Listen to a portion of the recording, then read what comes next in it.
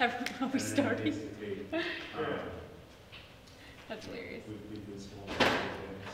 We have like a hybrid. Six. Yeah. Okay. So it's Number. We're ready to start. We just need the old. from when we Moses. originally started. You. Funny turn this on. It's morphed a little bit. Oh, but the TV. There should be a side button, but if there's not, I see. So you joined and you Yep, agreed it's with us, I guess. It's really Moses, we are ready when you are. Oh, here we go. Here we go. We're gonna be looking. So at yeah, we'll be up here. We're gonna be looking up. Oh, this one? Yes. Did we start this actually? It is started. You're good. You can stand where the All right, stand is. and I'm gonna take my mat, otherwise I'll get so hot, if that's okay. Stand over here, right? Maybe.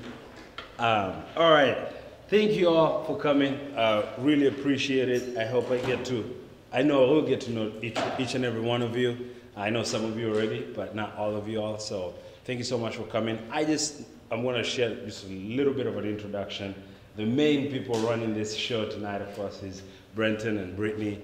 They put a lot of work into this. So just a little bit about myself. My name is Moses Bomet. I come in from the side of Table Church.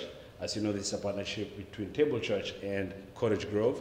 And so this whole idea actually started from a few months ago when, of course, a lot of things were happening in our community, and there was a lot of discussions about the communities that, especially where we're located right now, and some of the difficulties and the challenges that people go through, and especially people, minorities or people who are in the low social economic class. And it really grabbed my attention, and I started looking a little bit closely. And I'm a huge proponent of education, because I believe education can make a big difference in someone's life.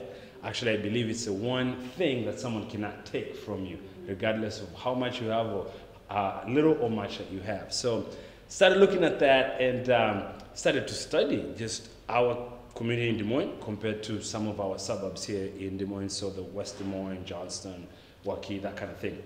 And it was very appalling what I found out. To really just look at, and I was only studying just elementary school students and looking at their performance levels, so the indicators that they use. Oh, perfect, there we go. And so it was just very eye-opening to me. And so the first one, and this is 2 slides that I'll talk about, I believe. So this one is actually where I was looking at the suburbs, right? So, and the first thing that I started to look at was the demographics, because as I said, that was the point of interest as we were looking at how are they performing, but what kind of people, what kind of races, what kind of background of people are in these areas. As you can mostly imagine, the suburbs are going to be predominantly white Caucasian, but I still wanted to look at 3 different ones, right? So between West Des Moines, Waukee, Johnston, there was no formula as to which elementary school I looked at, but I can assure you, I clicked on like 10 or 15 of each suburb before I even put one out, just to see like, is that the theme? And it basically was. The majority were predominantly white, and with very little groups of minorities, so African American or Asian descent or Hispanic as well.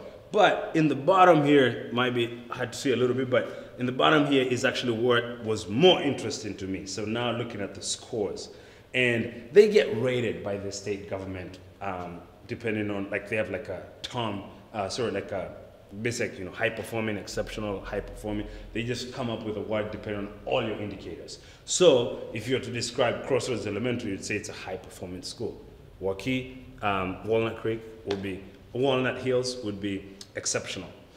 So and then on the bottom of the actual scores, so the state average is roughly 55, is the average for the whole state of Iowa. So now you're looking at every single elementary school in the whole state of Iowa, not just Des Moines or the greater Des Moines area. And that's the overall score. So that's everything. We'll talk about math and reading in this program, but that's everything that they were looking at. And, oops, motion maybe. There we go. Here we come. Okay, so as you can see, they're performing almost 15 points above in Crossroads.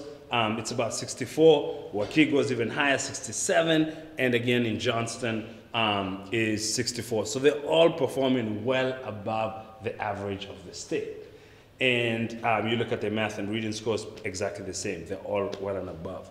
So then the more interesting part, or I guess the reason why we're here, is I looked at these three elementary schools, which just so happened to be right in this neighborhood. This is even before we knew we were going to be partnering with Cottage Grove Church. So this is exactly the schools that make up the neighborhood that we're in today. And so King Elementary, Moulton, and Edmonds.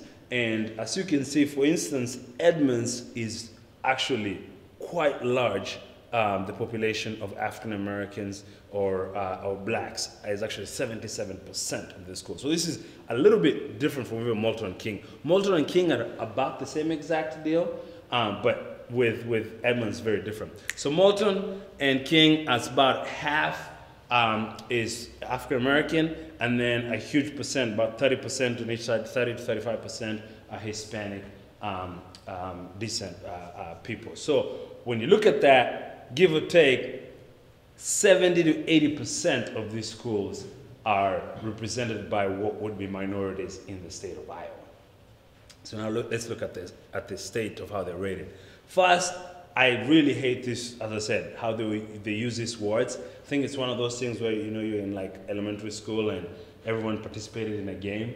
These people did really well and some people didn't do really well, but we're gonna kind of give everyone an award, right? Because we don't wanna crush their spirits. That's kind of what they're doing here. So I don't really like it because this is kind of not giving the true picture of it, to be really honest with you. So to say that it's acceptable or just saying it needs improvement or priority, it doesn't sound that heavy. Look at the actual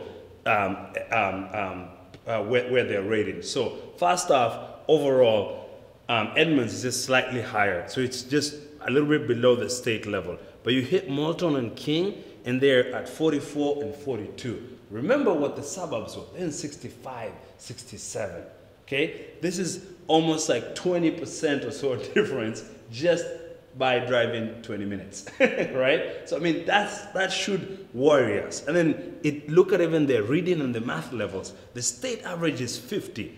They're at 29, 23. Again, a little bit higher for Edmonds, but all these three schools are below the state average. And that's the point. I don't want to talk too much about it anymore, but say is, the reason why we want to do this program is we want these students to raise above the state level. That's really, like, if you were to say one goal, if you want to put it in your head as a tutor, as a person in this program, what would we like to see? Whether it's going to take us 6 months, 1 year, 5 years, I don't know. We want these students in this program to be able to be scoring above the state average. That's our first goal. Of course, we want to go even higher, but that's our first goal because the whole school average is below that. So that means at least 50%, probably more, are below this level. So we're really trying to see how we can improve this. So I'll turn it over now to Brenton and Brittany, but I just want to introduce them briefly and embarrass them a little bit. But they truly are the ones who've put a lot of effort into this thing. Like, I had this idea, I had this vision, I had this thought of, oh, what would it look like? How could we serve some kids in the neighborhood? But they're the true boots in the ground. They've put countless of hours. After what I talked about with this presentation, and I showed it to a couple people, they've done all the work beyond that. Getting this put together, this training, the materials that we'll be using, the recruitment of the students. So please thank them. And of course, as you know, all this, you know, they using their extra time to put this together. So I'm excited to see what they got in store for us. And I'm really excited to see what this program is going to come to fruition, you know, come next Tuesday. So you guys can have it. Thank you. So I will add, oh, don't look at that, we're going to do an icebreaker, but nobody likes doing that, so I don't want you to anticipate it. So the reason why we're focusing on second and third graders primarily is that once research shows that once students reach third grade, if they're not reading on level at that point, they're not going to pick up the skills necessary to continue improving as they move along in their academics. So our hope then is with second graders, we're able to catch that before that last year and really help them get on level and then be able to exceed that.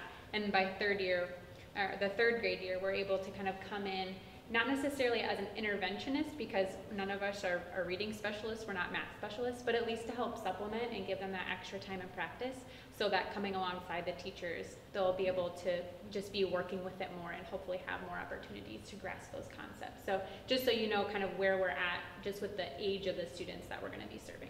Yeah. So, all right. Absolutely. So we could probably introduce ourselves Oh, first. yeah. So Brittany and I have actually worked together before at a different youth program here in town. So being able to come from two different churches, myself from Table Church and Brittany from Cottage Grove, to work together in the same neighborhood has really been a true honor, I guess, and privilege. So yeah, we're just super excited to be able to work together with you guys. Yeah, it'll be very fun. And I'm trying to think, the students that we have coming here as of right now are a mixture of different schools. So originally this was going to be from one elementary school. Now we're able to, because of the way God has orchestrated everything, we're able to serve really any elementary school, any student or family that feels like they would really benefit from this service. So yeah. Super exciting.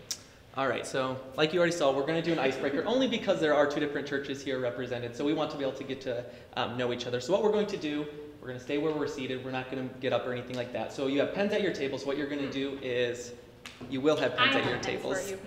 So you're going to flip them on the back, and then you're going to, with the people at your table, married couple, you guys have to do this differently. You're going to find 4 things that you two have in common besides where you live and where you go to church. So you'll get about, we'll say, 3 minutes to get that done, okay? All right, and you guys have to find.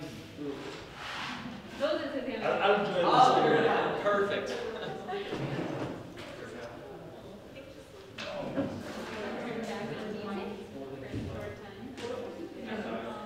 I don't know why my computer keeps shutting off. I thought we could like power.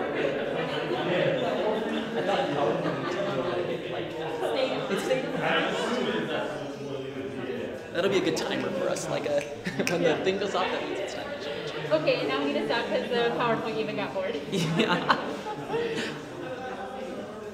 Yeah, no, that would be good. I think the nice thing is that because it is a small group, it can be a little bit more like laid back. Yeah, it can be more conversational. Like when it's a huge group, sometimes I feel like they almost feel like it has to be super professional. Yeah. Not that we're not any professional, but you know what I mean. Mm-hmm.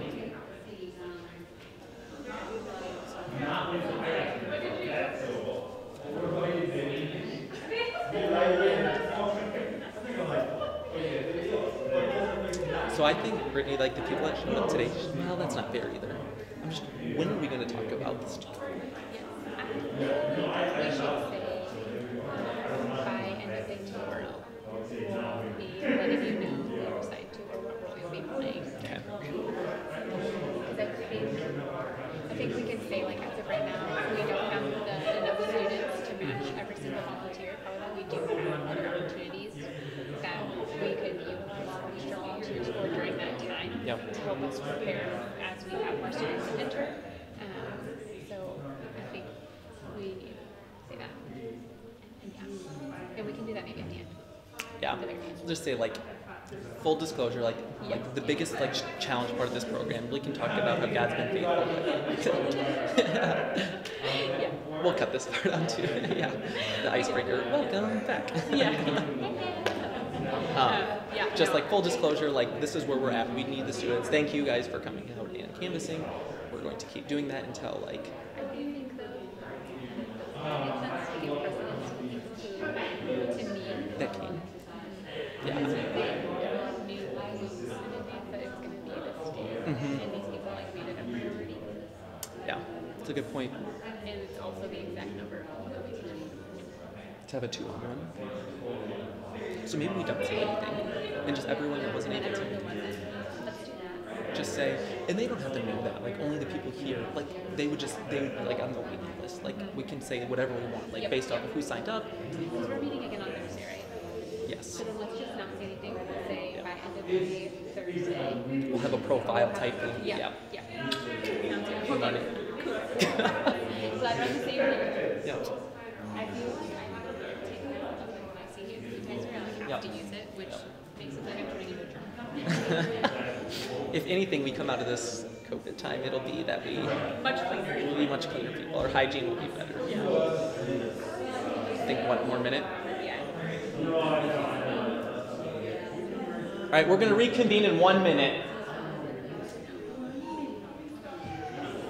Looks like there's such good conversations going on. I think there's 2 besties over there. I know. That's going to be kind of cool, though. I like the dynamics that we already have set up with. Agreed. Agreed.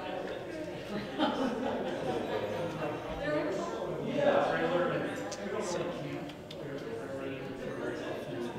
This will be good. I feel like we're gonna run through this. yeah, this will stimulate some.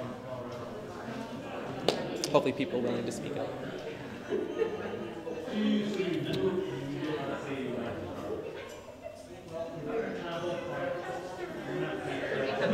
have their partner introduce them as their name. Can you tell us your partner's name? Tell them the 2 things. Each person's going to say the other person's name and 2 things that you had in common. Because I said 4. Yeah. Okay. All right, so we're going to go ahead and keep moving on.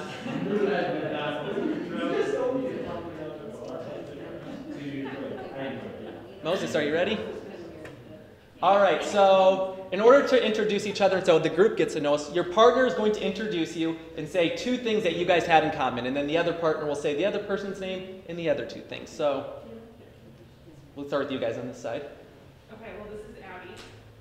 She's from out of state, just like I am, and she is pursuing a degree, postgraduate degree, just like I am. Nice. Not the same degree, but And this is Taryn. She and I both share the same favorite color, which is green. Nice. And then we both love sushi. Ah. Very good. All right. This is Desiree. She has 2 siblings. I do, and she's from California, and we both enjoy running. Nice. So this is Caleb, and we both love spicy food and love the ocean. Nice.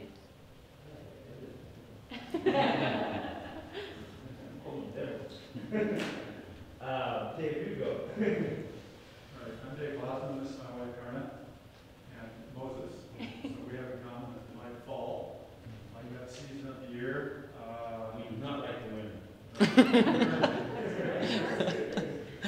And we like having art for other people, trying to figure out how to get people in hand to meet it, see the needs. And then I guess one other thing is we also do like to get out and do things. So Nice. whether it's like struggling close by or not, but just like we like to be active. Yeah. Sweet. Okay, well, before we move on, I feel like the Spirit is leading me that we should pray first before we get into this, since we are 2 churches partnering together. So let's just pray together. I'll lead us in prayer, and then we'll get back into it. So, Heavenly Father, God, we just come before you, Lord, in awe of your reconciling power, of your unifying power, God. We praise you, Lord, that you drew us near to you through your Son, Jesus Christ. We thank you for his life and for his death and for his resurrection, God. We thank you for your authority and your sovereignty that rules over every day of our lives, God, that you brought us here together to minister to these students, to this community, but also to be ministered to by them as well, and from each other, God. We pray, Lord, that you would help us to know how to lead forward in this, that you would help us to be joyful in every moment, to bask in your grace and to share that with our students when times are hard and the joy when times are great. We thank you, God, for this opportunity, and just pray, God, that you would help to have us be in one mind and one purpose in Christ Jesus this evening and every day to come. We love you, and we pray this all in the name of your Son. Amen. Amen. All right. So before we get started into like the logistic part of this, I just want to preface by saying 3 things. First, this is supposed to be simple. So if you like walk away from here, Brittany and I were talking today, if you walk away from here and like, wow, this is like simple, this doesn't seem like much, that would be a good thing. Because honestly, at the end of the day, it is just reading and math and relationships. Like that's the ingredient. So just like your time, your presence, and just like showing up and reading and like doing homework with the students, is like the part of it. So today basically is just going to be like the policies, procedures, what to do with this, the agenda, what the curriculum will look like. And then so that kind of leads me to number 2. This is all still so fluid. Like everything right now, like it changes from day to day. When the newest study comes out, we kind of adjust things and we distance a little bit further, or we wear thicker masks or whatever. It seems like they're recommending different things all the time. So also that we are as well. So we've been watching the schools, watching numbers and different things like that. And we do have like numbers for thresholds and different things that we have in play for the program. And then third, since it is kind of a smaller group, if there's any questions as we go, feel free just to raise your hand. We'll have a Q&A time at the end, but if there's anything that you're going through that you're like, I just need clarification on that, feel free just to stop us. So first, we'll just go through the program structure. So it'll be on Tuesdays from 3 to 5:30. So we're gonna ask all the tutors to be here at 2:45. And basically that's going to be, number 1, to greet the students. That way they can come in, see where their tutors are at, and go right to their table. And then also, so you can check the curriculum for the day. Everything that you need, Brittany will go over that in a couple of minutes, but will be in your folders. So that way you can kind of prepare, know what they're going to do. We're also going to invite the students to bring homework, so that's something where that'll just be kind of doing it on the fly, but hopefully we're able to prepare for that just a little bit. So the first 15 minutes, so from 3 to 3:15 will be the arrival time, so that'll be 15 minutes, and during that time we can play games. And we kind of have an example box there, but there'll be a different box that's assigned to each student. Each will have individual games that will clean in between uses just for the safety of everyone. So during that time you can do that. And then we'll go into reading for 30 minutes, math for 30 minutes. And I think we should stop and just point out that is not strict. Like your student may need 55 minutes of reading and 5 minutes of math, or they might need 30 and 30, or they might need 15 minutes of, I just need to talk to you about my day. Yeah, exactly, exactly. Like we don't want this to be where, okay, it's this time I need to switch. Of course it's important that they both do reading and math. And we don't want you to get frustrated when you're sitting there and you're like, they are not doing anything today. Like they just need to sit and talk today, and that's okay. The worst thing we want to do is put a whole bunch of like rules and restrictions on the program to make it not fun for the students. There's nothing less fun for the student to come and have to feel like they have to do these things. And not fun for you, because then you're always going to be stressing out about, oh, we haven't even started math and we are eating dinner in 10 minutes. So please note that we are going to place a lot of responsibility on the tutors to be able to know their students. Obviously, Brittany and myself will be here, but we don't know your students like you will. So of course we think that everybody needs 30 and 30, but that obviously will not be true. So that's just one thing we want to always emphasize as well.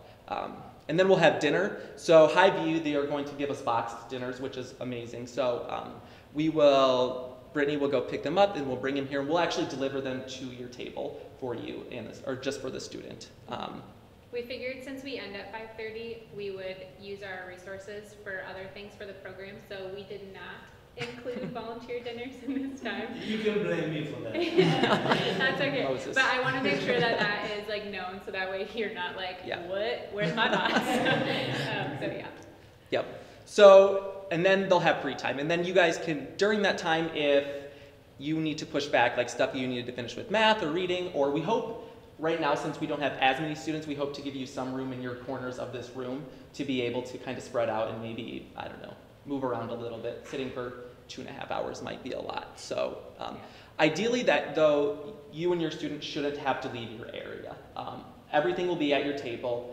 The meal will be brought to you. You will have a snack at the beginning for the students, and that will be all at the table. So you should be able to come in and everything will be at the table for you. All you have to do is open the student's folder and know this is what I'm gonna do for math, this is what I'm gonna do for reading, this is the game for this week. So simple enough there. And then dismissal. So we're not gonna let any of the parents in the building. They're gonna wait outside in the cars, and Brittany or myself will bring the students out there. So you guys should never have to worry about that. Yes, and then also, so yeah, go ahead. Okay, so there's 1, 2, 3, 4, 5, 6, 7. Are there more tutors that just aren't here tonight that will be there? So potentially, yes. There are more tutors who will be watching this training after the fact who weren't able to make it tonight. Yeah. We are planning on having it be 2 tutors to 1 student, and there's a couple of reasons for that. The first one is that it'll help with conversation flow. So if you have a really shy child, you have another person to kind of bounce that conversation with and help make it just a more like friendly atmosphere. There's nothing worse than when you're just like, okay, I don't know what else to ask you. So that's the first thing. The second thing is that it helps all of our volunteers become more confident in leading because they'll have somebody else to bounce off of. So if they're struggling to lead an area, the other volunteer can kind of step in, or they can tag team things. That way, when we do have enough students to be able to split off so it's one-to-one, everyone's very confident in their role and they've been able to practice it a few times. And then the third part of that is we want to make sure that as many volunteers as possible can be plugged in right away.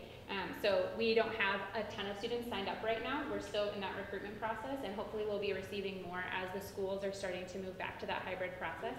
And so this kind of helps us to maintain a little bit more inclusion with all of our volunteers as we're going through it. Yeah. Wonderful. That's a good question, thanks. Yes.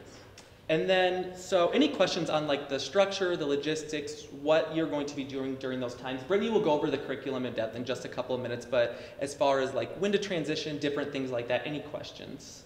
We will get a clock in here, so there's just like an easy time reference, but don't feel tied to that by any means. That's one thing that when the program that Brent and I both worked on, there were times where it maybe was just a slow start, and so then reading would go a little bit longer because we finally got into the book and then they were really passionate about it, and you never want to squash the joy of reading. And then same with math, we're going to be playing games, so hopefully they actually are fun and they're not just like nerdy adult and like, this will be such a great game, and then they don't like it. But hopefully they do, and if that's the case, we want to give them that time to be able to enjoy it and not feel like, yeah, that time crunch, especially since they haven't been in school, and so they're in this weird world of virtual learning where like everything is so regimented. This is like the one opportunity that a lot of them are getting to just be able to be with people, and so we want to really allow them to bask in that, because I know every time I'm with adults, I'm like, can I stay for 20 minutes longer? Because I'm just so pumped to be around people. So yes, absolutely. And then as far as like days we have program, if there's a major holiday that week, so like for example, November 3rd, they have an in-service day that week on the 3rd Tuesday, so we won't have program. And then the week of Thanksgiving, obviously Thanksgiving's on Thursday, but we won't have program the 24th, so that Tuesday as well. And then our last day for the semester will be December 18th. And we'll put all of these dates on as they get closer, we'll put them on emails and different things like that. But just so you know that. And also a rule of thumb, if the school's closed for weather, anything like that. once they're back in Once school. they're back in school, yes, right now. Or, yeah, once they're back in school. If there is no school, then we won't have program as well, just as a good rule of thumb. Yeah, since we do have families that will be transporting here, if it's not safe for them to drive into school, then it's probably not safe for us to drive into church. Well, and not into church, but you know what I mean. One more question. Yeah. So are you going to ask the tutors who speak another language? I don't. I mean, besides English, but if there were students that like came from a Spanish home, if somebody in this room spoke Spanish, then it would maybe help to pair them up. Yeah, if their problem is English and Spanish. Yeah, so on our student application, we have a place where they're able to put their language. We haven't had anybody who's been a non-English speaker yet sign up, so we haven't run into that yet. But if that were to happen, then yes, absolutely, we would do our best to seek out volunteers who would be able to best mentor and tutor that child when and if that comes up, for sure. And we do have a couple people in our church, specifically at Cottage Grove, I can speak to that are ELL. Either they were teachers, or they are now, or they have a certificate and that kind of thing. We would try and bring them on. A few of them have said if they're needed, they would be willing to come on. So we have that kind of in the wings as a resource if we need it. I'm just thinking about that because I know a family and a student in particular who's 18, and she just graduated from Hoover. Graduated, she's going to BMAC, and she's reading and writing at the like 5th grade, if that. Yeah. So these students, if we don't teach them, they will graduate anyway, and they end up going to BMAC for years. You can't just go to BMAC for 2 years. They go to BMAC for years to get up to snuff, and then they finally get into the course program. So they could go to BMAC for 4 years. Just Yeah. to Yeah, spend 2 absolutely. learning English and then 2 more learning the subject. Yeah, yeah. So we absolutely hear you on that, especially knowing the programming that we've had here in the past. A majority of our students are either Swahili, Burmese, or Nepalese speakers. That's the majority of what comes on Wednesday. And so that's something that we're constantly struggling with, is to be able to meet them in that place and also to be able to communicate well with their parents. So if we do end up having students who come for the tutoring program, because it is so specific on what we're learning here, that's going to be reaching out to their teacher.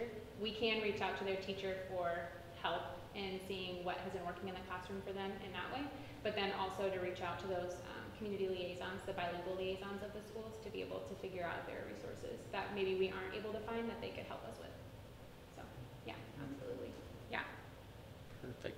And then here's just like a diagram of the room that we're in. So we're going to kind of, for now, stick to the corners.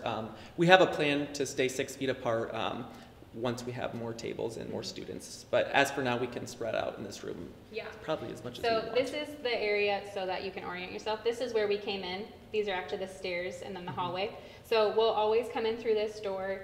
We'll come in through here and then enter in through that door and then come to our seats. And then when we leave, we'll go out those big doors and then back up those stairs. So basically creating a circle so that there's just not a lot of not that there's a lot of congestion, there's not that many of us, but it just helps to kind of have somewhat of a flow, so that way there's just a rhythm and an ease of knowing kind of how we come in and how we come out. Cool, okay. Any other questions about the logistics of that? Okay, so you guys have this packet. So the first page, Brenton just kind of went over a little bit of pick up and drop off. This is a little bit more intense of what the full process is of how we communicate it to parents. So if you want to read through that, you're more than welcome to. We just gave it to you so you kind of know what was going on. But the very next page is a classroom management, which is more behavior management. I'm only going to go in depth through this first page because I think this is the most helpful.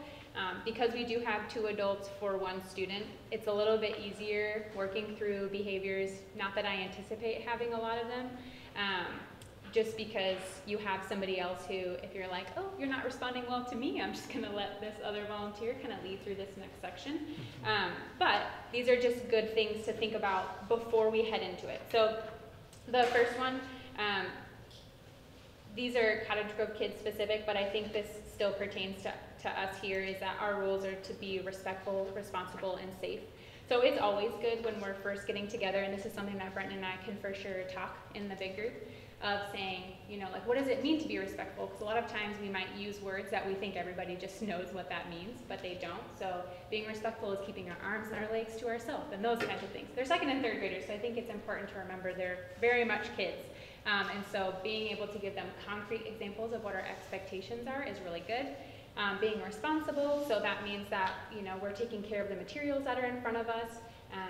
We are picking up after ourselves, that kind of thing. Being safe, we're not putting ourselves or others in harm's way, that kind of stuff. So that's the first thing, is just in that beginning time, even as a small conversation, saying, I'm so excited to read with you, that's an expectation that I'm going to read with you.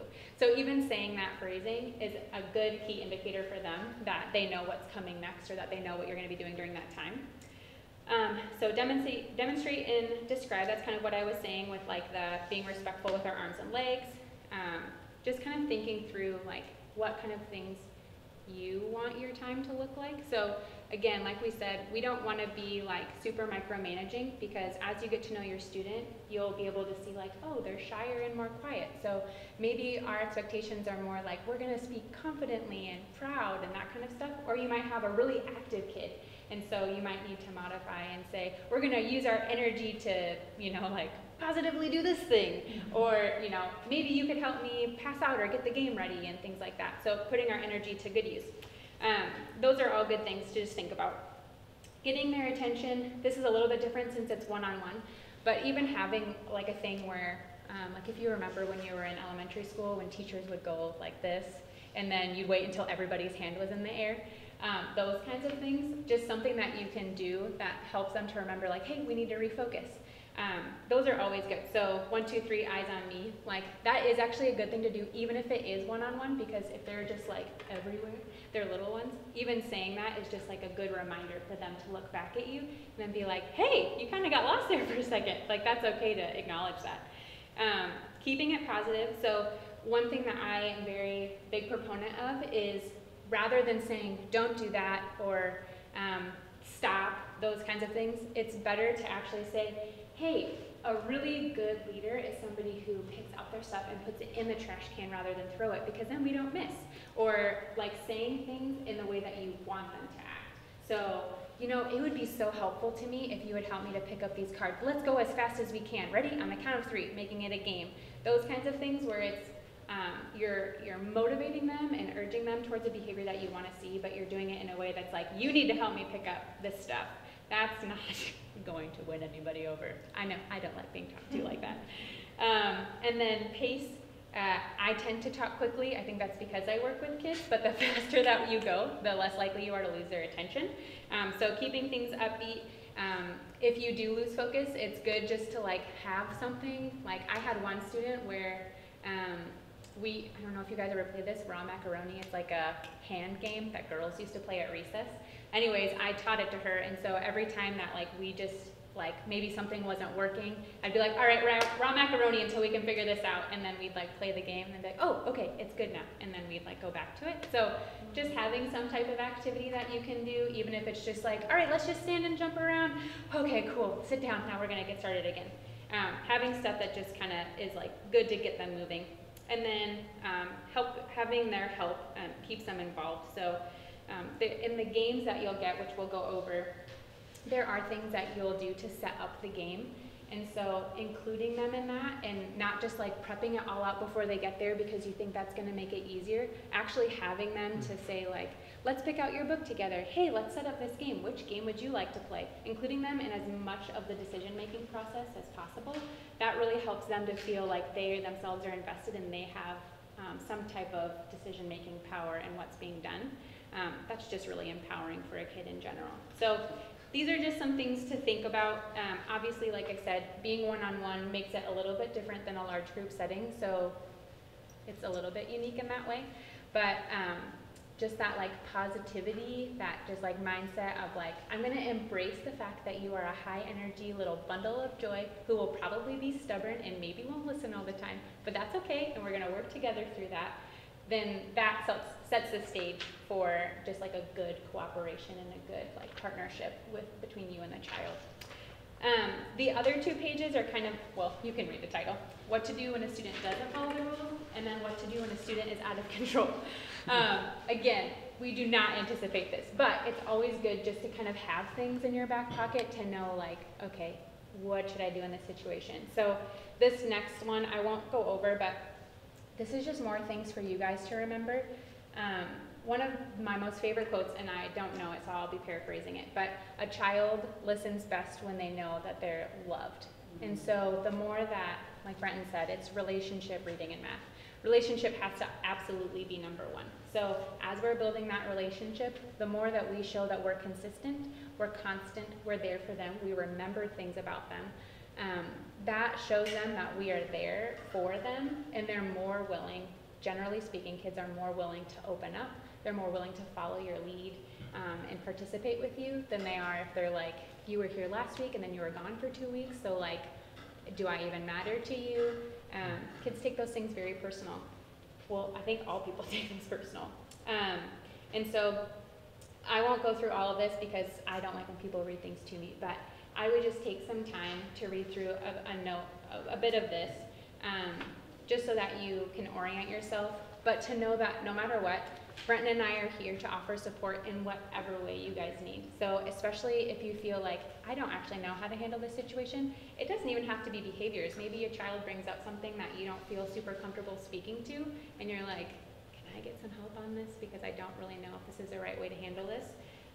We are there for that, and we want you to know that you're not like on an island. Even just the 2 volunteers, if you both are like, we're not sure what to do here, then that's when we step in and we kind of help you work through that in a way that builds the relationship versus like us taking that over. So do you have any questions about like behavior management, or even just questions on like tips and tricks and things like that? I don't have any questions to that, but I'm thinking 2nd and 3rd graders, so Yeah. it's been a long time. My kids are in the 20s, you know, and they're mid-20s, so. Yeah. Age, what are they?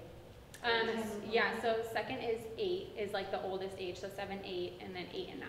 Okay.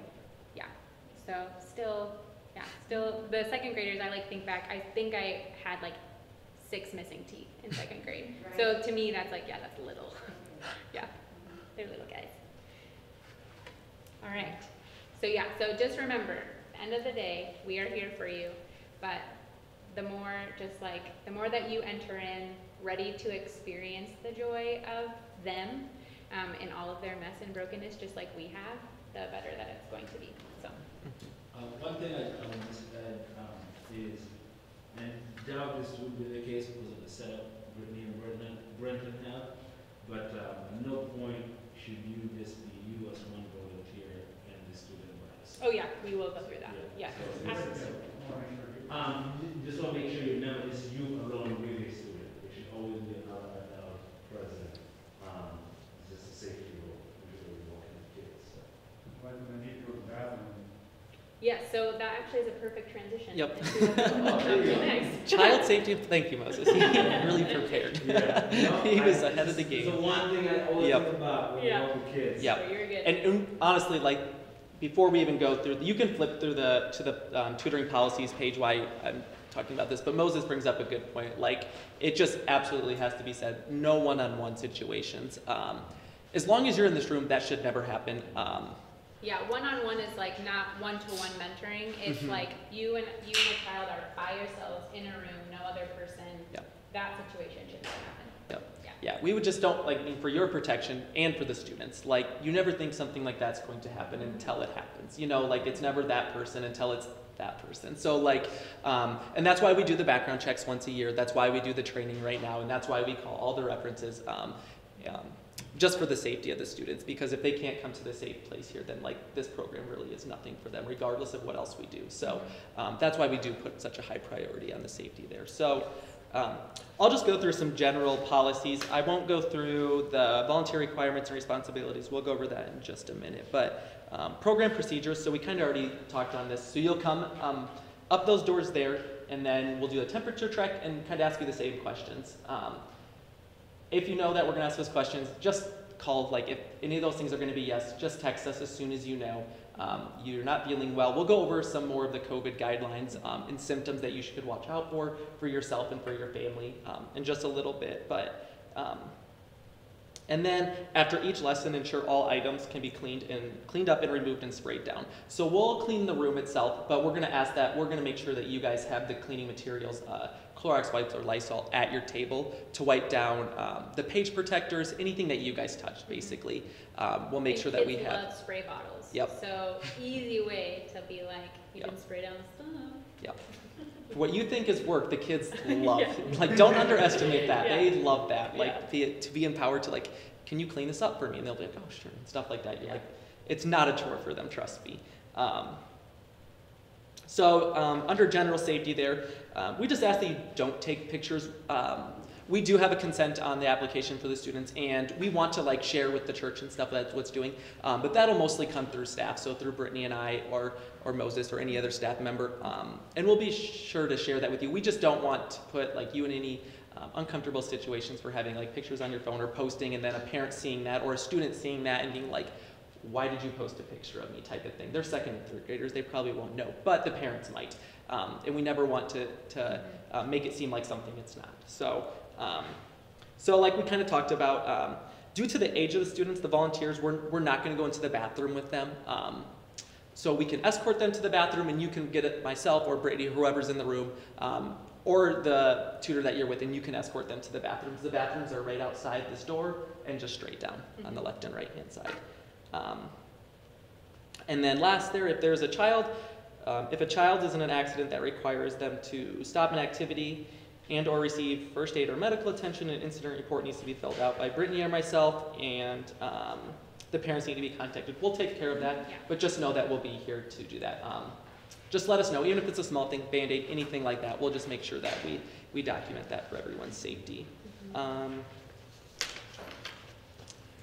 Like I said, I won't go through any of the COVID stuff. We'll have 2 slides for that at the end. In regards to severe weather, the cafe is literally the next room over. So, like, through this room into the room right across the hallway, there's no windows in there. And so that is the safest room in the whole church. If we were to have, like, some I mean, it's 2020, so it could really be anything. But if something were to happen, that is where we would go. So just so you guys know. And fire will go up the doors that we came out, and we'll go meet by Drake Park over Yep. there. Yeah. I'm not sure what we'll do if there's a tornado and fire. Yeah. We Stop. won't. Yes. If you have any questions or anything like that, both mine and Brittany's numbers are on that page there. Feel free to give us a text, call, anything like that, anytime that you have questions. Yes, absolutely. We'll go over the other things on this, but this is just like an easy cheat sheet for you to go to for like all the things at one time. On the comment of social media, yes, I mean, second and third grade, clearly no chance of that happening. But we hope to build relations, the tutors, with the families, right? So we hope that as this program moves in the future, and maybe even maybe dinners might be where we invite their guardians over so they can get to see who are pouring into their kids' lives. That's the part that you also want to be careful with that relationship. So, right, I mean, just think of it almost like a job, you know, keep it professional here, that, you know, anything outside of here, you know, if someone adds you on social media or whatever, my recommendation is to be like refrain from those, because like maybe something you posted, I don't know, 5 years ago, 10 years ago, they come across and then they're like, why is this person tutoring my son? And like, you know, so just err on caution. I know those are like low chance of things happening, but I just don't want to have anything take away from this program where it could be something good, right? So we will build relationships with them here, but I think you want to be careful of how you do it, especially in social, in this day and age of social media. Yes. I was saying, like, don't post anything about this. You could post like about the program itself, just not like pictures Specific, yeah. that include. Pictures, names, yeah, exactly. Yeah. I mean, yeah, you're excited about what you're doing, say, hey, the Rise Up program Yeah. that we're doing, like, yes, no worries. We can do Yeah. that. But we just want to make sure this comes down to like the whole, like, you know, reliability and everything else, something negative comes out of it. So people twist things, unfortunately. Yeah. And before we move on, I guess I should mention one other thing. Touches of affection is not a bad thing. Hugs, side hugs are a good thing. Handshakes, maybe avoid that a little bit when you can, but like second and third graders, they're going to be excited to see you. They're going to want to give you hugs. That is fine. That is like healthy. That's like maintaining healthy relationships and things like that. That's okay. I don't want to scare you into like sitting 10 feet back from the students or anything like that. And they're like, why don't you like me? No, that's not our goal at all. But just like be aware of like lap sitting. Probably not like anything that could be perceived other than it is just like we'll avoid that. And if Brittany and I see something like it's not something you necessarily think about because like your siblings or like nieces, nephews, like you would do these things with them. But Brittany and I will be pretty cautious of that and we'll be sure to like just let you know gently. So it's nothing out of like, it's just really just for your protection of the students if that would ever happen. Mm-hmm. Yeah, that is a good point. Side hugs are good. Yeah, side hugs are good. We want to limit like full frontal contact with the student, especially because of like height differences that could kind of cause issues. But like side hugs, fist bumps, high fives, that kind of stuff, like that's all good. Elbow bumps are in. Elbow bumps, that too. You could elbow bump dad, maybe that's so cool, I don't know. If somebody does a good job on something, you want to encourage them. Yeah, absolutely. So yeah, like high fives, all that stuff. And there, so I mean, this is like a little bit maybe much, but like there will be sanitizer at each table. So like we'll all be about as clean as we possibly can by the time we're like sitting down with our students. So as long as you feel comfortable giving them high fives and fist bumps and things like that, absolutely. Like encourage them away. Yeah. We want to be able to make them feel like they're doing great.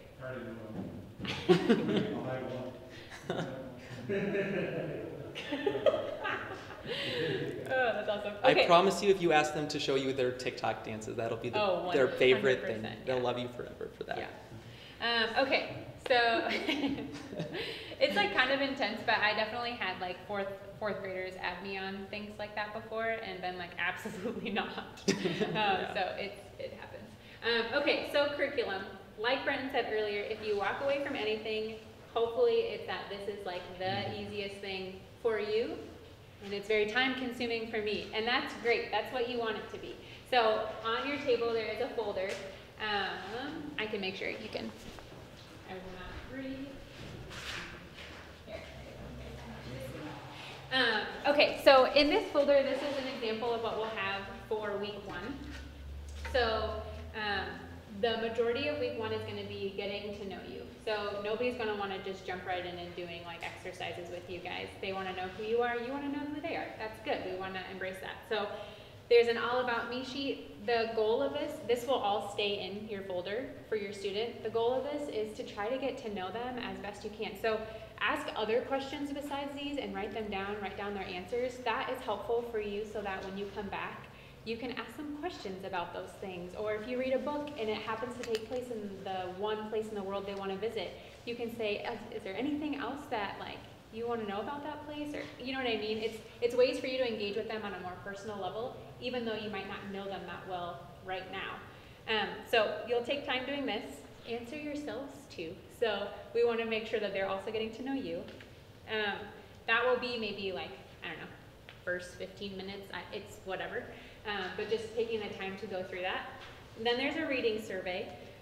So it's always good before we start reading to just figure out how they feel about it, because no one likes an activity more than saying their opinion, even kids. So this is an opportunity for them to say like, yay, nay, kind of, it's okay. To be really extreme on the good side, really extreme on the bad, it's okay. If they fill this out and they're like, I hate reading, then we're gonna be like, okay, but you love basketball, so we are gonna get Miss Brittany to get some basketball books, and you like comics, so we're gonna get some graphic novels, and we're gonna find a way to help you bridge the gap and actually have fun reading. That's the partnership that we have in you filling these things out and then us reading them afterwards and being like, oh, okay, good to know. That kid hates reading, or that kid loves reading. So that's just helpful for all of us. So you'll fill out that, and then if there's time, this will stay in here always, but there's a reading log. So we have like an educator account with the public library, where every month I'll go in and I can rent out like 40 books from the library, and we'll just have our own mini selection here for the kids to pick out whatever book they want to read that day. So what's really cool is that on a week-to-week basis after week 1, you'll always have in this front folder 3 different activities you can do for reading. So you can pick a book, read the book for the whole time, or maybe they only want to read it for a little bit, and then you have some games in your back pocket to be able to go to. So regardless of whether they're practicing reading by actually reading, or they're practicing reading by building vocab skills, or fluency, or practicing comprehension, like what was the main idea of that, those kinds of things, they're still practicing reading, and that's good. So that's, yes? I was just thinking about this because I was bike riding and I was over by Franklin Library. And Yeah. Outside, they had 3 library books, Mhm. and they had children's books. I didn't look through them because Yeah. I wasn't even thinking about this. So, I mean, I don't know if they're doing that at other libraries. Right They now. are, yeah. Okay, so I was just. Actually, that's a good reminder. I saw that the other week and I didn't even think about it. So, okay. I will check it out. Yeah, so that is like the reading portion. The next one is the math log. So in this back page, you'll see either, this is the 2nd grade one, there's also a 3rd grade one. So the 2nd graders are practicing counting because they're just being introduced to what addition is. So this is just like a little activity to see how well they're counting for 2nd graders. So this just gives us an idea of like, well, if that was actually really hard, so we might need to practice counting before we move on to practicing addition skills. In the 3rd grade one, we're working on place values, so like 1s, 10s, and 100s, and it's like a bingo game. So that helps us to know, again, if this is where they're supposed to be starting out in 3rd grade, how well did they do? Do we need to stay on this a little bit longer? And the nice thing is that for both reading and math, there's these little stars where they can rate how it was. So whether that's it was fun or it wasn't fun, or I did great or I didn't feel so good about that. However they rate it, it's just an opportunity for them to have some say, again, at the end, to say, I wasn't a huge fan of that. And so I can say that I wasn't a huge fan of that and it's okay. But this folder is basically going to have everything that you need. So this is week 1. So for 2nd graders, this is exactly what the folder will look like. An all about me, a reading survey. If you want to read some books, that's great, if you have time for it, and then like a little counting activity. It's the same thing for 3rd graders, other than the fact that the worksheet is just a different math skill that they're practicing. That's all week 1 is. So really simple, very straightforward. The weeks after this, we'll just have reading activities in the front and math activities in the back. We'll always give you 2 or 3 options so that way you can choose together what you want to practice so that, again, there's more investment and the kids have a little bit more say in what they're doing. But it will always pertain to the skill specific to their grade that they would be working on in the classroom. What Brenton had mentioned was that we are encouraging families to have the kids bring their homework if they have it. Obviously, we are a tutoring program, so if we're able to actually help them with the specific stuff they're working on in the classroom, that is great. I have relearned so much math in the last couple weeks. So if that does happen, we do have a small enough group, at least right now, that like we can all kind of partner together of like, they're doing this math and I don't actually understand what it is. It's okay for us to pull out our phone and Google what is math lattice method, or well, you know what I mean? It's okay for us to Google that and to show the kids like, I think you might actually be able to teach me a bit more, but let's learn together. That is okay, absolutely. I don't want to like discourage you guys from having to like look things up on the side. It's okay if you need to do that, because I had to do that actually a lot. But for the most part, everything's going to be pretty self-explanatory. And the games that we have, there's always going to be a set of instructions with it, so you know how to read it. You can also have the child read it, and then they can teach you how to play the game. Then you're practicing reading and math at the same time. So that is what you'll find in your folders. If there are additional games or additional game materials, so for example, there are games where we use fly swatters because everyone loves slamming a fly swatter on the table. That will also be like at your table. So like Brenton said, like you'll find your folder, the extra materials, you'll have a couple game options, and then that will just be there for you. That's generally how you'll always find your table.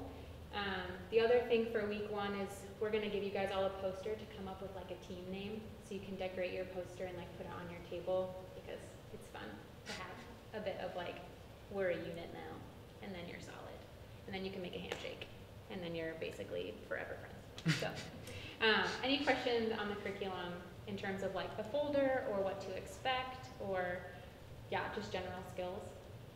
How will we test like where they're going? Yeah, so we will test reading once a month, and there are like reading worksheets that I'll just put in your folder.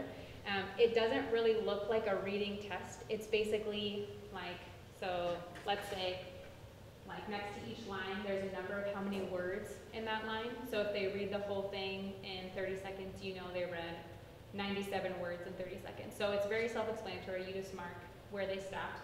And then there are comprehension questions at the bottom to see if they got the main idea.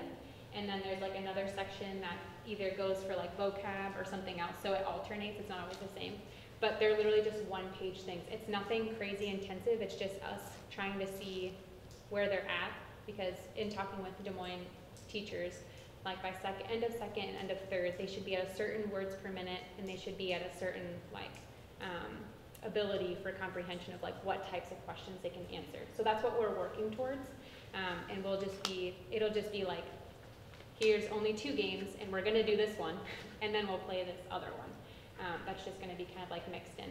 For math, we'll only be moving on to the next skill if we're seeing that they're starting to master the one that they've already been on. So the one nice thing for us is that in the classroom, you just have to keep going. And so if you don't get it, I mean, we've all been in a class like that where we're like, I don't know this concept, and somehow we're building on it, and now I'm even more lost. That's the nice thing about us here, is that if we're seeing that they're just not getting the concept of subtraction across zeros where you have to borrow, and like, I remember that being hard, we can spend extra time on that, and that's fine. We want to make sure that they get it, and then that way it's helping them in the classroom still later on. So, yeah. One other thing, so this says week 1, so that's like week 1 of the student. So like obviously next week is week 1, but if somebody starts 3-4 weeks later, then that's also their week 1. So they'll do the week 1 materials always on week 1. Yeah, and then that way we can say like, if they were like, oh, easy peasy, what we'll probably do is put in a couple different skills, so that way if they're just ripping through those, then we're like, okay, yeah, they were able to finish those first 3 skills, so next week we can for sure start them on these other ones. Yeah, just helps us get like a place marker. So different students will be at different levels. Yeah, right. Yep, and that's the best part about the folder is like, if you're noticing things, like you can write little notes in here, so that way you can, like even on the game that you played, to say like, this was way too hard, and then that helps us to know that for the next week, like either we stay on that, or it was way too hard, we need to actually like backtrack a little bit. So it is a little bit more personalized in that way. For right now, we have that option, and so we want to take that option. No, and I mean, the reason why I mentioned that, just to make a comment, is that it is not the case in the school system, especially with the school where if you have so many people who are struggling, some people are behind. Like, I'm not putting any blame on any teachers. I mean, I think they're doing the best they can with what they have, but we have that luxury. We have that. That's why we literally are talking about 2-to-1 or 1-to-1 tutoring. Is that you can just focus on that student, help them in the best way possible. So I want to make sure we take that out of the question. Like, the most important piece of this program is the student. If they are not succeeding, we are all not succeeding. So I just want to make sure we always remember that. So if they're at a certain level, let's keep building them there. It's not a race to the finish line. It's not a numbers game. Like, oh wow, like Johnny did way better than Sarah. Like, what? No, we don't care about that. If we just want to see, this is where Sarah was in October, this is where she is in November. That is a win. We're going to celebrate that. We're going to enjoy that and just keep moving forward. So Yeah. That's something that we want to really focus on in this program. Absolutely. Oh yeah. Does Okay. the program go through the school calendar year? Is that how it works? It will, yeah. So we're focused right now on fall, but it will go through the whole school year. Yep, absolutely. Okay, so this is really small, so I will just kind of tell you. So for second grade and third grade, they're all working on fluency. So that's like reading with punctuation. Like if it has an exclamation mark, I'm not saying wow. Like it's having that ability to read with like proper expression and accuracy. Comprehension, so understanding and interpreting the text and main idea. So they're making connections, they're thinking about it, they're decoding what they're reading. And decoding is like, it kind of ties into vocabulary, but it's like, okay, I don't know what the word hurry means, but I know that they said really fast in a previous sentence, so I can like put those together and I assume that it means the same thing.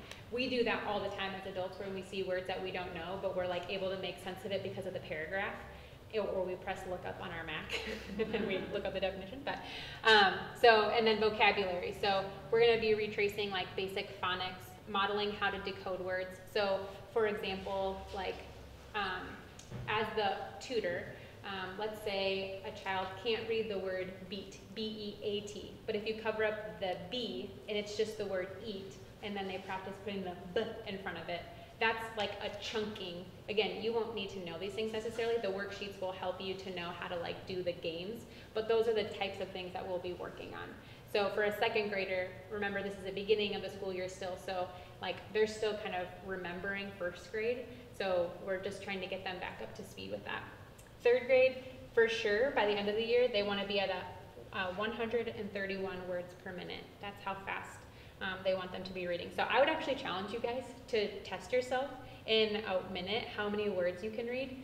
Granted, your text will probably be a lot harder than theirs, but it is kind of interesting to actually see what that feels like when as an adult you're trying to read fast, so that you know what the student feels when they have that pressure of like, all right, 30 seconds, go, and you're, you know what I mean? It's just good to go through that same experience. It doesn't feel good.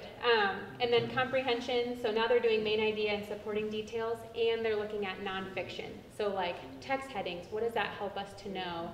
When pictures have captions, how do I, like, what are 3 things that you learned about the T-Rex and where did you find them? Those kinds of things. And then vocabulary, they're still working on decoding words. It's just they're getting harder, the words are. And so for each week, we're going to be sending out bi-weekly emails. Each email will kind of have a general overview of what we'll be moving towards skill-wise. So that way you at least have a general idea. But again, because this is fairly personalized, if we get to the point where everyone's in a very different way, we might not include that anymore because it just might not be beneficial for us. But in the beginning, that's what we'll start with. So that way you kind of know what's coming up over the next couple weeks. I have a question. Yeah. So you said testing would be monthly? Yeah. Is there going to be an initial test to like show their baseline where they're starting? Yeah. Or just the first month? Yep. So it'll basically be the first month. So in the first couple of weeks, we really want to focus on just like helping them to enjoy it first. We don't want to rush too fast into testing because we don't want to make it seem like that's all we care about. So probably by like the 3rd or 4th week of October, we'll slip in that sheet along with the other worksheets, and you'll know it when you see it, because like I said, it's literally like text with amount of words, comprehension questions. It's very obvious, and I'll probably put a sticky note on it to say, please do this. So you'll know for sure that it's coming up. For math, 2nd grade is working on addition of 2-digit numbers, subtraction with 2-digit numbers, and the starting of the borrowing concept. It's really cute when I was going through this, because I didn't remember like math at this age. And then place values. So like they're really only worrying about 1s and 10s places.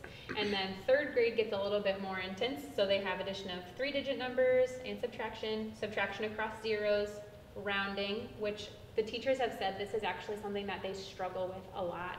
The concept of rounding, and like knowing what it's closer to, and even knowing that like 347 is less than 956, like even knowing where numbers sit.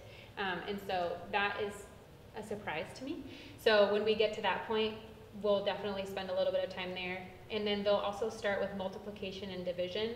And then at the beginning of spring semester, we start working towards fractions. So 3rd grade is like, what I realized is 2nd grade is pretty simplistic in what they're learning. And 3rd grade, they just hammer them with like all of these really big things with math. So for 3rd graders specifically, know that that might go a lot slower in terms of math. Not necessarily, our students are probably very smart, and just giving them that extra time and attention will be great, but multiplication is hard, so is division, and they do it way different than how we did it. So it'll be a learning process for all of us. So when, again, in those emails, when we get into that part of it, if there's anything specific that you need to know in terms of how they do it, I will make sure to include that in the email.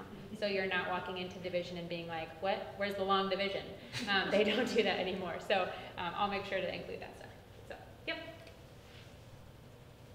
Okay. All right, so now we'll just kind of go over some expectations. So on your next page there, after the curriculum stuff, will be the rise of tutoring, roles, and responsibilities. I'm not sure if there's anything worse than going into a job or going into really anything in life, especially for me to like not know what's expected of you and what we expect or what you can expect from us. So I'll kind of just go over some 4 or 5 things that I had written down that Brittany and I had talked about that we're going to expect from you and that you can expect from us. So from leadership, we will support the volunteers with proper training and overall structure of the tutoring program. So things like this, our bi-weekly emails, ongoing training as like the 15 minutes that you're there before. We might like just be like, okay, this is something we're going to start doing. Like we said, we're kind of building the plane as we take off. So like things are bound to change. I will almost guarantee that something will change. And that's kind of the beauty of it, is like that we want to make it the best program possible. So we don't want to pretend that all this work that we did is the magic answer for these students. We want to be able to learn and just realize that so many of the students are coming from different backgrounds. So the ongoing training will be important. To remove as many of the logistical barriers as possible. So as far as making sure everything is set up at your tables, we'll make sure that's taken care of for you, so you just have to show up and really can focus on reading your materials beforehand and being ready for the students. Maintaining proper communication with you guys, the tutors, with any updates or changes to program. So like Brittany had mentioned, we'll have a bi-weekly email that we already have a template for and things like that. So it'll cover most of the same stuff every single week. There will be important stuff on that, so please make sure that you read that, and we'll try to make sure that it's worth your time as well. And then also, we'll be willing to listen to any feedback and make changes based off those ideas. We realize that you guys are going to be the ones working with the students one-on-one, not Brittany or myself, or even Moses for that matter. We're going to kind of be the observers. So everything we might do might seem like, oh yeah, that would make sense to us, but you're like, I have no idea how to teach this, or the students aren't responding. We need that feedback if we want to make it a great program, which we truly do. So never feel like our feelings are going to be hurt. We appreciate that feedback, and I just hope that's super, super clear. So now for the tutors, to understand the importance and commitment of showing up on time in every single week. We understand things come up. Kids are going to get sick, weather's going to be bad, stuff like that's going to happen, but like Brittany had said, like consistency with the students is what they need. And that's where that trust and that relationship is truly built. Like Brittany said, like if you're gone for 2 weeks for whatever reason, they're going to come back and they won't know that you were gone for a legitimate reason. They're just going to see that you weren't there. They don't understand that. And any type of student, we don't want to assume that any of our students don't come from trauma or do come from trauma, but we want to also make sure that we prepare as if they do. So like being that like the consistency is just so important. Like if anything is stable in their life, we want it to be their Tuesday afternoons. So I just really want to emphasize that enough. And if it's like at this point, that's something you just don't feel like you can do, just let us know. We would rather have like a tutor that's here consistently than like you half-heartedly like, oh, I'm not quite sure if I could. Like, we just want everyone to be on board. Can I add something really quick? Yeah, absolutely. Please go, Brittany. The other thing too is if you know that you're going to be gone, Yep. like this is a planned thing, we know about it, Yep. consistently remind your student every week leading up to that, so that way they can prepare for that. And that way you can also, when you come back, be like, oh, I have to tell you about this one, you know what I mean? So that it's something that isn't gonna catch them off guard. And that also is relationship building because it means that you care enough to include them in what's going on. So. Yes, thank you. That's an excellent point. Yeah, and like take vacations. Like don't like please like know that like we want you to enjoy your lives too. Like that's not Fortunately, our most goal. people don't take Tuesday vacations. So. Tuesday vacation, so we know that if you're going to, never mind. Okay, so now I'm going to kind of just read the yeah, absolutely. So, what do you think the program is going to be going from 3 to 5:30, right? Mm-hmm. So how prompt is that going to be? Now, and I say that because I do have a commitment on Tuesdays. Women's Bible study I've been in for years. I don't want to not be in that. Yeah, no. And it's at 6. We usually meet around 6:15 at my house. Yep. Or we can meet at 6:30. But I didn't know if like, okay, if I commit to this, does that mean that really it's 5:30, but I'm probably not going to get out of here until 10 minutes to 6. You know, I just No, so we want, yeah, no, when we say 2:45 to 5:30, we truly mean that. We don't want you to stay after. And quite honestly, we put the reading and math at the beginning of the program for such instances. Like, don't let that be a reason that you're not able to tutor. Yeah, because I we just can wanted combine to- groups for free time and dinner and different things like that, or we can just have that conversation with them. That's why we put those things early and left that bigger chunk of free time at the end for like such instances as that. Yeah, because Yep. I understand too that when the kids leave the building, there's cleanup time. and things Yeah. like Yeah. that. So I will speak to that. Okay. So we actually, graciously enough, 2 connection groups of our church have offered to clean everything alternating weeks. So we, any of us, are not actually responsible for any cleaning afterwards. Okay, that would So, really be yeah. helpful for me to know that I can truly be out of here so that I can Yep. still And be feel able good to- about it. So Yeah, yeah. they are Not feel like joyously I'm not, serving.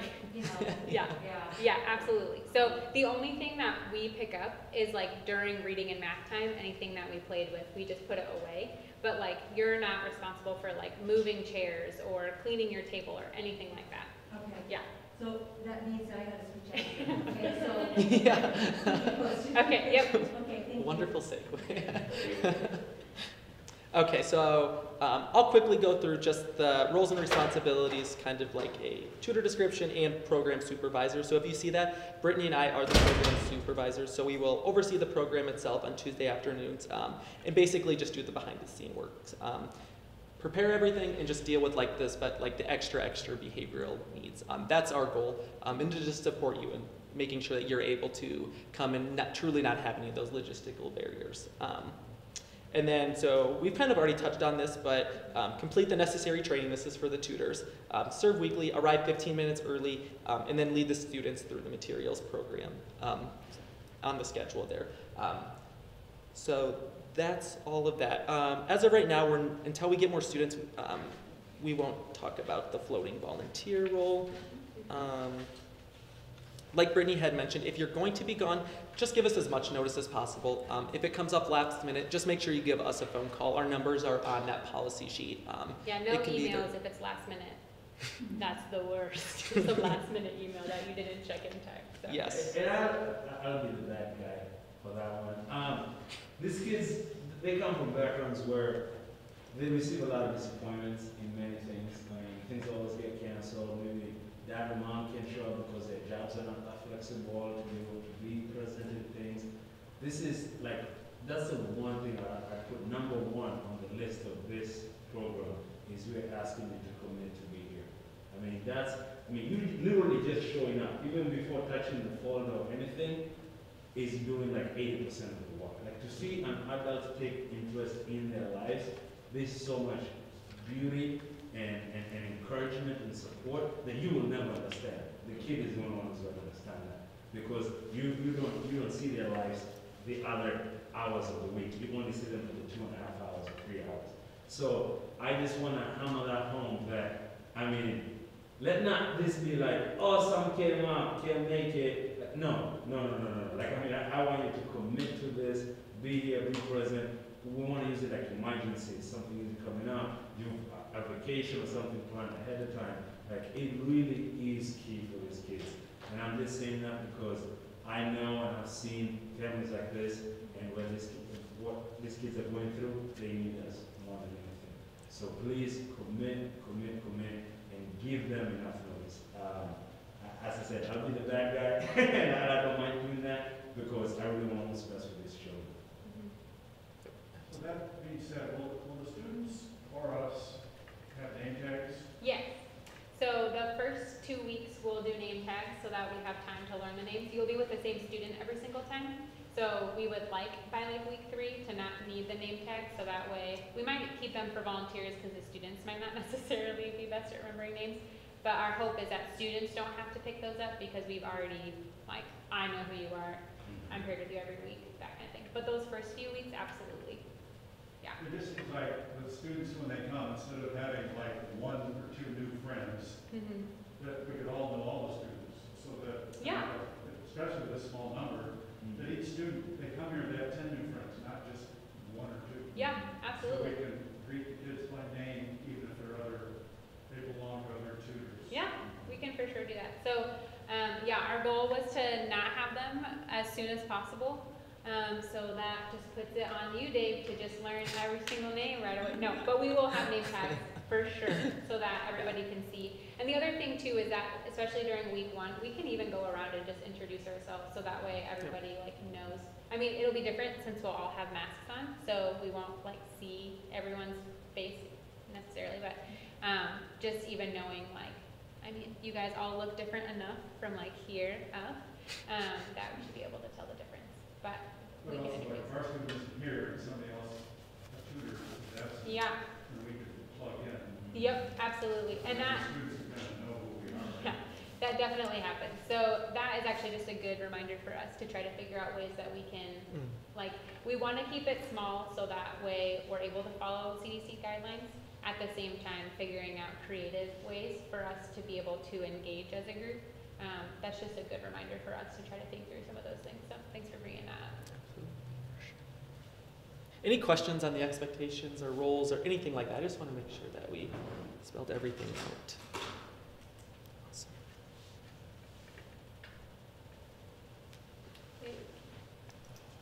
1 second, I'm writing down that note.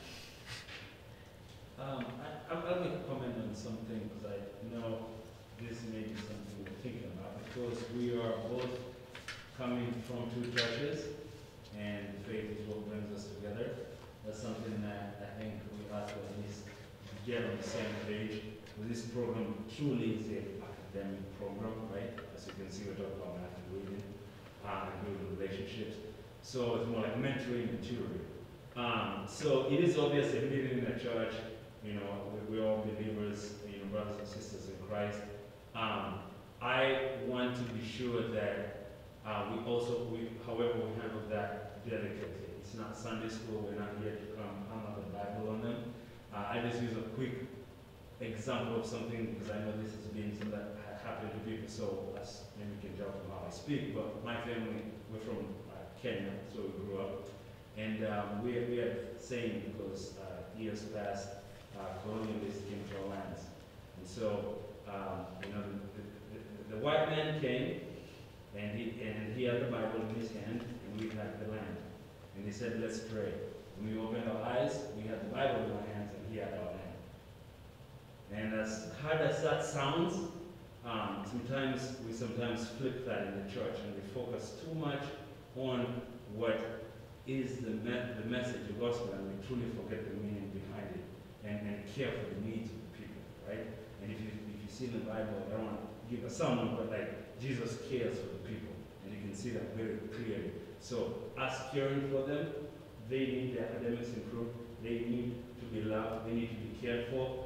That is a way better segue to want to pray for a child than to just want to pray for a child before you've even done anything for them, right? So it is open, it's allowed. We're not saying that we're hiding that. We believe that is a true part of our faith. It's like education is not going to get me to heaven. I know that for a fact. It's not going to save me.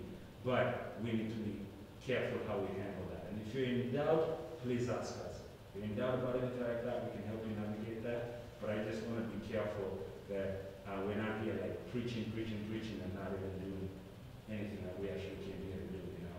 So we need to have a proper balance in that way. Yeah, one of the conversations that I had with Pastor Phil when we were on a call, it came up about this, was so Jesus was very relational. That's why relationship is so important to us. We want to let the child lead in any type of gospel conversation. So we're in a church, they might ask questions about the church.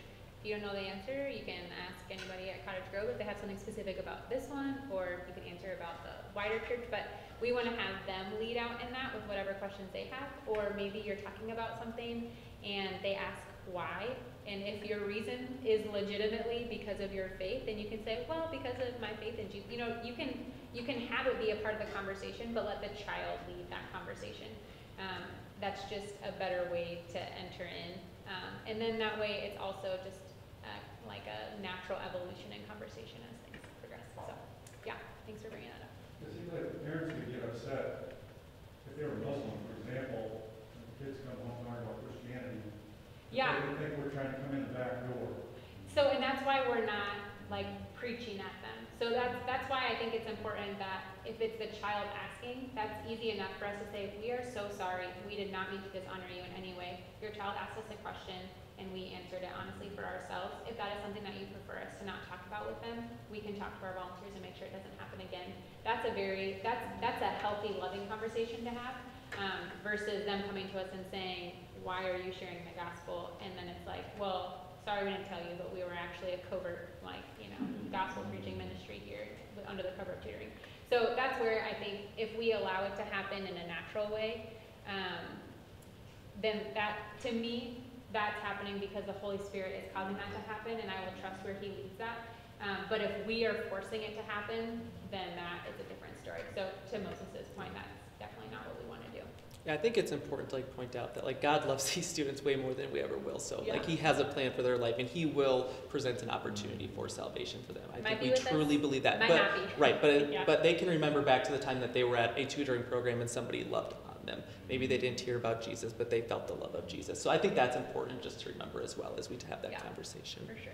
On the flip side, on the outside though, make sure to say that in terms of like this program is together, Table Church and College Grove. We're very clear on that. Yeah. So that I think you should talk like we are friends, family, like, hey, what are you doing on Tuesday? Talk about that. There's actually that's a hidden part that is big to my heart of the church needs to serve the community. People need to understand what we're doing. So like I think that part, brag about it, right? I talk about it like yes, hey, our church, another church coming together, this is what we're doing. So that part, don't feel like you need to hold out on when we're sharing with others. Yeah. We won't go over this too much because we sent out in the email. Did everybody get the email that had these handouts in them? Okay. So you already know the first part. With the facility, the cleaning crew that will come in will be washing and disinfecting all of the like high traffic things. So doorknobs, railings, tables, a lot of the toys and games that we'll have, almost all of them are going to be like non-porous items, so we'll just be able to quickly spray sanitizer over them and know that they're clean. We won't have like soft toys or like cards that can easily just like hold yucky stuff that's on kids' hands and our hands. But just so you could know that that's kind of what they'll be doing. So bathrooms, main rooms, hallways, anything that we're touching and engaging with, they'll be cleaning. Okay, so then this is just the last one. This is just that kind of precautionary part of it. So the first column, so fever, persistent sustained cough, this will all be emailed out to you by the way, shortness of breath or difficulty breathing, new loss of taste or smell, nausea, vomiting, or diarrhea. If any of those are happening, we want you to stay home, like inherently those ones. So when we say like persistent sustained cough, that's like like a cough you cannot get rid of, where you're like eating a cough drop every 10 minutes and you're just like in so much like a struggle. When it's dry air, we know that like it's hard, and sometimes you're like, oh my gosh. You know your body. I trust that you want to keep everyone safe just as much as we want to keep everyone safe. So if you are questioning the state of some of these things, like even a fever where you're like, it's 100.1, I don't know if that's a fever. If you don't feel good about it, stay home, please, because we don't want that on your conscience, and we don't obviously want somebody with fever, if we're being honest. This section it's a symptoms plus one, because it's if you have one in addition to another. So if I'm a new mom. I am fatigued every day of my life. But if I am fatigued and I have a headache, maybe that's not like a good sign. Or if I have a sore throat and body aches, that's probably not good. So if you have 2 or more of these, then that's a good thing to like question, where have I been? What have I been doing? Do I feel confident that like I am healthy to do this, or do I feel like I need rest? These are the things that we just want you to like take a mental check over. In case of a positive case, we want to be very clear about what our strategies are in relation to this. So know that we would love to know your status as soon as possible. We recognize we might not be your first thought. So as soon as you are able, please communicate to us that it happened. That allows us to let everyone else know. We're not going to let everyone know who you are. We're a small enough group that if it happened and it was during a time where like maybe you tested positive on Wednesday, and obviously you were here on Tuesday, we will take a break that next week, because we would all need to quarantine for the 10 days anyways. And we are in the process of figuring out how do we do something virtual during that time, so we don't want to just like lose steam.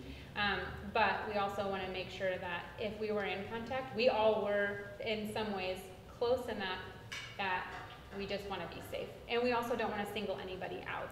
So there's nothing worse than being like, you were the one. So let us know. We'll communicate that with volunteers and family. We will not reveal personal information. We will take a break to allow for the proper cleaning and quarantining. And then, so we'll probably deliver interactive materials for the students. Right now, we don't have that many students, so that's a very easy process.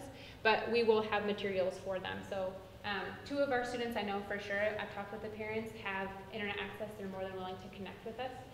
But we want to try to not Zoom as much as possible. So we'll probably just bring like an activity bag for them and just say, hey, here's some fun activities. We miss you guys.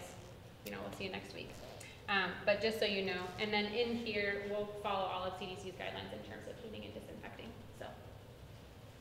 Any questions? Yeah. Any questions? Again, this will all be emailed out. Oh yeah. You made it. Any questions? Yourself or none of them. Yeah.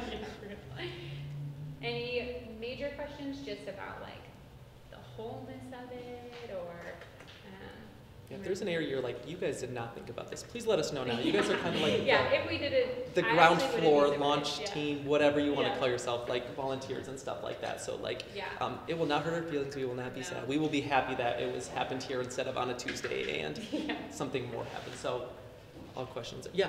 So, will you be emailing out all these slides? Yes. Yeah. So we'll be able to see the math and the yes, reading. absolutely. Yep. And we'll also like all the corresponding documents. So everything in here, anything that we reference or anything like that, we'll also put. So it'll be a big email. Yeah. But and that will be our bi-weekly. So we'll include like again what to expect in terms of like the next 2 weeks and things like that. So this first email will definitely be a large email. But generally speaking, we were talking most of the time the email shouldn't take you more than 10 to 15 minutes to read through, and that's like on the long side. So yeah. I have a quick question. When I came in, and I might have misheard you, but you asked if I had been outside the state within the lab. So if you travel, I think it says here outside the country, but outside the state. So we just ask outside the state because there have been in surrounding areas like outbreaks and things. It's more just to like in recollection, okay, you have, we talked about this when you came in today, like asking yourself, like, is there anybody that I know of that I saw who has gotten sick since I was there? It's just like follow-up questions that allow us just to have a better picture. And not necessarily that it doesn't disqualify you from being here. It's just more for us to gain a clearer picture. Yep, that's a good question. And one thing we do hope to do, remember when I was talking about those numbers with like the actual test scores, so those are averages of the schools, but through, like especially I know for sure with King, and I think we might be able to get it with Edmonds and Walton, is through our community partners to be able to identify where they rank.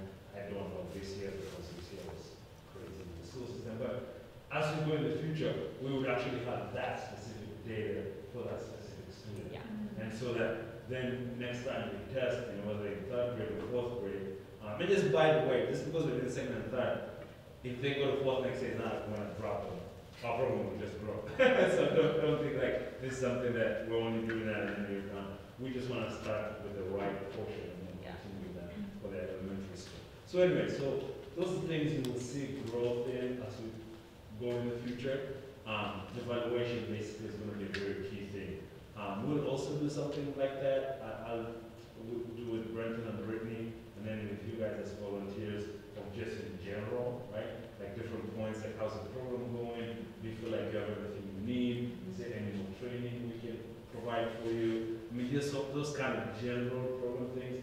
That's what like we're here for. We're really going to make sure you have the tools you need. Yeah, I will say there's nothing worse than when you say, please let me know if you ever have concerns, problems, or whatever, and then hearing about it, but never actually being told it. So please know that any issues you have, even if it's with us, we want to know that, truthfully. If there are ways that you think we could better serve you, or materials that you didn't think were actually very good, because maybe when you use them, you were like, the instructions didn't make sense, and like those kinds of things, we want to hear that. As consistent as you can give it. Not that we're necessarily saying dissect everything every single week. But if things are glaring to you, or even if they're just like really annoying, we want to hear that. That's really helpful for us, and it's helpful for our students. So please know that like open floor, open door, I don't know what open floor means. Oh, like speaking wise, that's why I said that. I'm terrible at idioms and phrases. But yeah, know that that's always open, and we want to hear that. So yeah. And plus, everything we do is not measurable, like their math and the reading score. I mean, if they're more confident, if they're happier, if they're on Tuesdays, if you like to have some new friends, that's not really measurable. If our score doesn't go up, it doesn't mean we fail necessarily. Oh, no, yeah. Do better in academics, but it's not all measurable. Yeah, if they can walk out of here with a new sense of hope, that would also be a major victory. If they could walk out of here with a new sense of hope, that's also a major Joy victory. in learning. Yeah. To me, that's like, that's pretty key. Like, I think I had said, and I was speaking to somebody, it's like, we don't just want to have like a room full of students being tutored. Like, we want to have lovers of learning. And that comes from like the joy in the relationship, and I enjoy this time, and it's fun to read with you, and that kind of thing. Because if they enjoy learning, then they'll be more apt to engage in it as they get older. So that's definitely, we want this to be a fun time. We definitely don't want this to be like a little basement prison. Nobody wants that. It's going to help with school, but it is not school. Yeah. It's the key thing we always got to remember. We're not, they should not feel like they're coming to another class. Awesome. That's all we got. Thank you guys so much for coming. Two people with a student, is it better to have, does it matter to have two females to do a female student, or a male and a female? So we talked about that. We would love to have every student have a male and a female. Thank you for coming. We'll see The you next reason week. for that specifically is I got the also fact your that, background check. So like for me, for example, Yep. Thank you, sir. I grew up not having a great relationship with my mom, so I tend to respond better to male supervisors. I know that about myself. That happens with children too. If they have a poor relationship